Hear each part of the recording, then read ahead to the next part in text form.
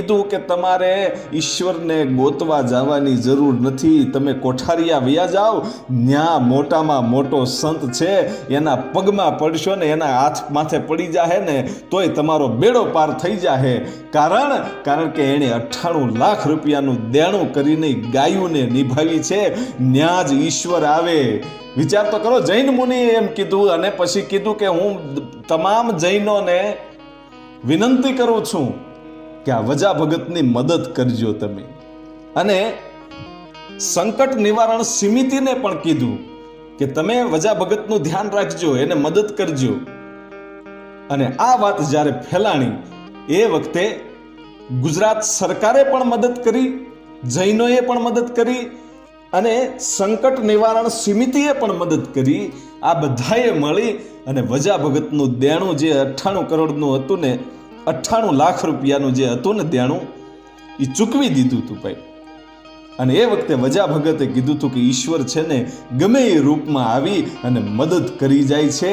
કારણ કે તમારે સાહસ કરવું પડે, મર્દ બનવું પડે કે આમ થશે તો આમ કરશું તો આમ થશે, એવા વિચાર કર્યા વગર જે સેવા કરવા માંડે ને ત્યાં જ ઈશ્વર આવે, ગમે એ રૂપમાં તમારી મદદ કરી જાય છે. અને પછી તો ભાઈ બીજી વખત 2003માં ગાયું જ્યારે આવી ત્યારે તો 30,000 ગાયો હતી, એને પણ આખું વર્ષ નિભાવી દીધી હતી બાપાએ. પણ બાપાએ એક ઓફિસ પણ બનાવવામાં આવી હતી. બાપાએ એક ઓફિસ બનાવી અને ત્યાં એક માણસને બેસાડે કે કોઈ પણ માણસને મદદની જરૂર હોય તો એને મદદ કરવાની. એટલા માટે ત્યાં ટેબલે માણસ બેસાડેલો અને વજા બાપા આશ્રમમાં સેવા કરતા હોય.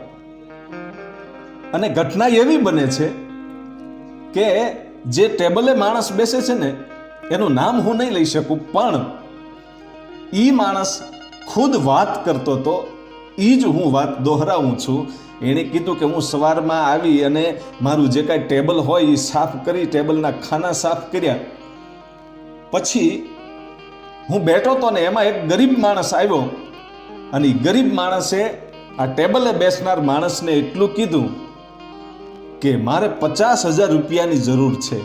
મદદ માંગવા માટે ગરીબ માણસ આવ્યો કે કેમ ભાઈ 50,000ની જરૂર પડી?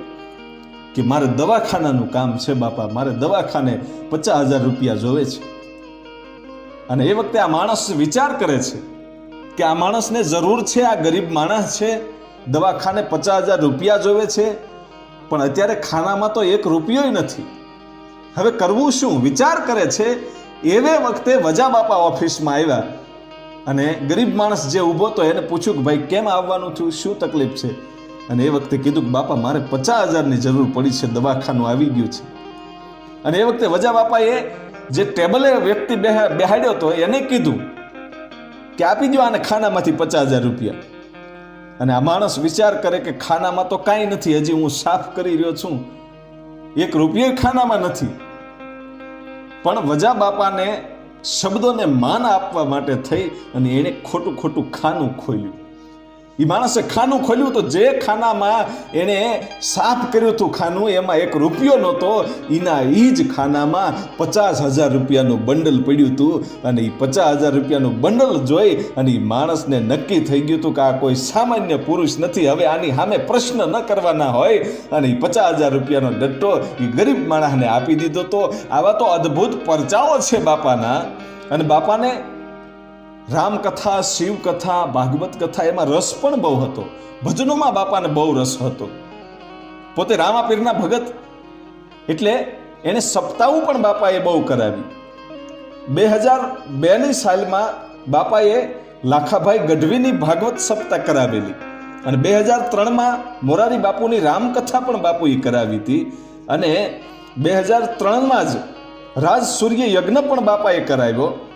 અને 2008ની સાલમાં વિશ્વની શાંતિ માટે 400 વિદ્વાનોને બોલાવી અને લક્ષ ચંડી યજ્ઞ કરાવ્યો. અને એ 28 દિવસ સુધી યજ્ઞ ચાલ્યો હતો.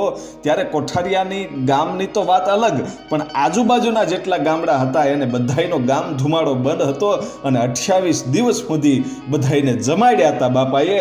અને પછી 2011ની સાલમાં રમેશભાઈ ઓઝાની ભાગવત કથા બાપાએ કરાવી અને સાથે સાથે સર્વજ્ઞાતિની 225 દીકરીઓના સમૂહ લગ્ન પણ બાપાએ કરાવ્યા અને